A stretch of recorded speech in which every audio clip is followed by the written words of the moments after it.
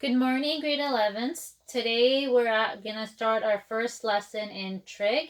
It's called Angles and Their Measure. In the assignment, I've attached the notes, which has a lot of definitions.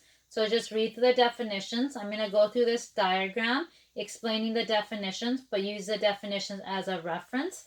The notes are attached. So one thing that's going to be new this year is that our angles are going to be greater than 90 degrees. So we have our Cartesian plane. We have our four quadrants: quadrant number 1, quadrant number 2, quadrant number 3, and quadrant number 4. This forms 90 degrees. Therefore, in quadrant number 1 are all the angles between 0 and 90. In quadrant number 2, you see all the angles between 90 and 180. In quadrant number 3, you'll see all the angles between 180 and 270. And quadrant number 4, it'll be your 270 to 360 degrees of your angles. So this year in trig, we're going to go up to 360 degrees. So to go over some definitions, the first thing you need to know is, because today's biggest part of today's lesson is to draw an angle in standard position and to calculate the reference angle. Those are going to be your two main questions. So in order to do that, you need to know the terminology. So this here that I'm coloring red, that's known as your initial arm. Your initial arm is always the positive x-axis. Okay, so that's your initial arm. Then you have another arm, which is called the terminal arm, and that's this arm. And this arm here is known as the terminal arm. And this is the arm that rotates. So depending on what angle you're going to form, this is the arm that's going to move into the different quadrants. If it's a positive angle, you're going to go counterclockwise. If it's a negative angle, you're going to go clockwise. And I'm going to go over examples of that in a second. So I have my initial arm and I have my terminal arm. And the angle that is formed, so the angle from here to here, is known as your angle in standard position. So this is your angle in standard position. And your angle in standard position is made between your initial arm and the terminal arm. It's an angle between those two. The last thing that we need to know, which is very important, is your reference angle. Your reference angle is formed between your terminal arm and the closest x-axis. So in this particular case, that's my terminal arm. That's the closest x-axis. So this right here is going to be my reference angle. Okay, so those are the main definitions for today. So your reference angle is formed with the terminal arm and the closest x-axis, and this angle is always less than 90 degrees. If you ever calculate a reference angle and you get an answer greater than 90, you did something wrong.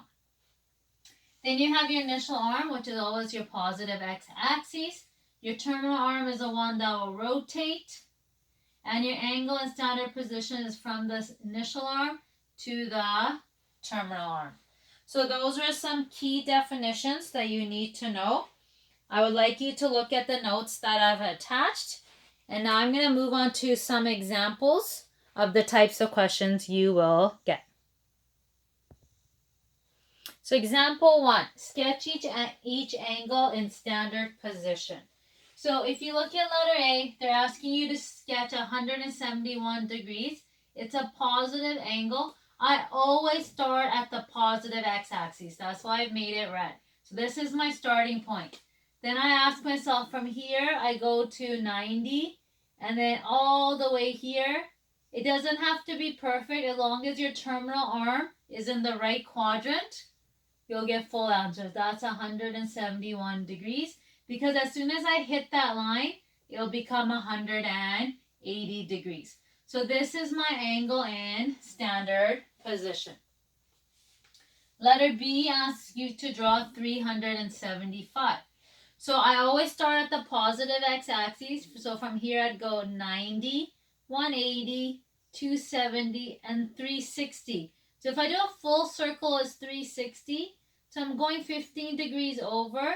So I know that that would be my angle in standard position. So my terminal arm is in quadrant number 1. My terminal arm is in quadrant number 2. Letter C, this time my angle is negative. It's negative 120 degrees. So I know I'm going clockwise, not counterclockwise. I start here again, and this time I'm going 90 and then 30 more, which gives me 120. So my terminal arm is going to be in quadrant number 3. This gives me negative 120 degrees.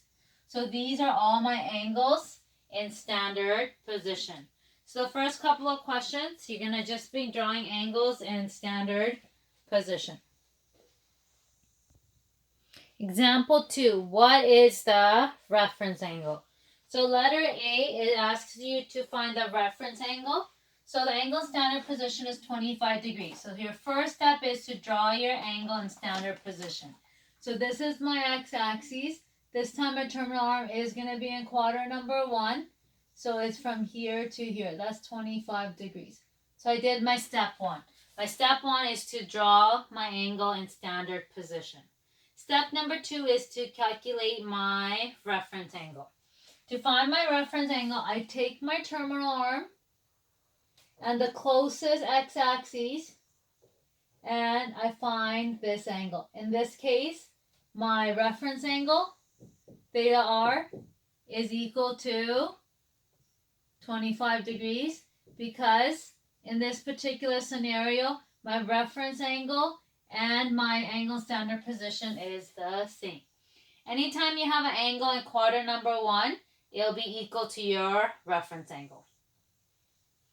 So let's do letter B.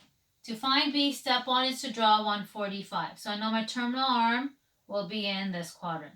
So from here to here is 145 degrees.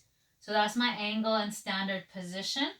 I want to calculate my reference angle.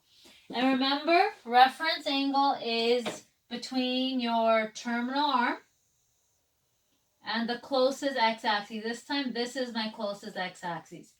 So I am looking for this angle. That's my reference angle. So how do I calculate my reference angle? I know if I did a complete half circle, it would be 180 degrees. So I'd go 180 minus 145, which is equal to 35 degrees. So my reference angle here is 35 degrees. Why? 145 plus 35 give me 180, and a semicircle gives you angles add up to 180 degrees. So example C, my angle is negative 135. So my first step is to draw my angle in standard position. That's my initial arm. So I start from here, but it's negative. So I'm going to go counterclockwise. So I go all the way up to here. Approximately here, it's negative 135 degrees. So I'm in quadrant number 3 now. So in order to find my reference angle, and this is where it's tricky, your reference angle is always your terminal arm and the closest x-axis, so this angle. Not with your y. Some kids will form it here and you'll get the wrong answer. So again, if I know I go from here to here, that makes half a circle, which is 180. So I minus 135, which gives me 45 degrees. So this angle here is 45, and that is my angle of reference. So my reference angle for that question gives me 45 degrees. Letter D again, it's negative. So I go from my initial arm to my terminal, which is negative 25 degrees. So to find my angle of reference angle, I go from my terminal arm to my closest x-axis, which is there. So I'm looking for this angle. So this angle in this case is the same. So it's 25 degrees is equal to your reference angle. So it is really, really important you do the questions in today's lesson because you will need to know how to draw angle in standard standard position, and you'll need to know how to find a reference angle for the next 3 lessons we're going to do on trig, which are very important. So if you have any questions, any concerns, please email me, please send me a message, and I can get back to you and help you through this lesson. This lesson is crucial for the rest of the lessons for trig. Thank you. Bye.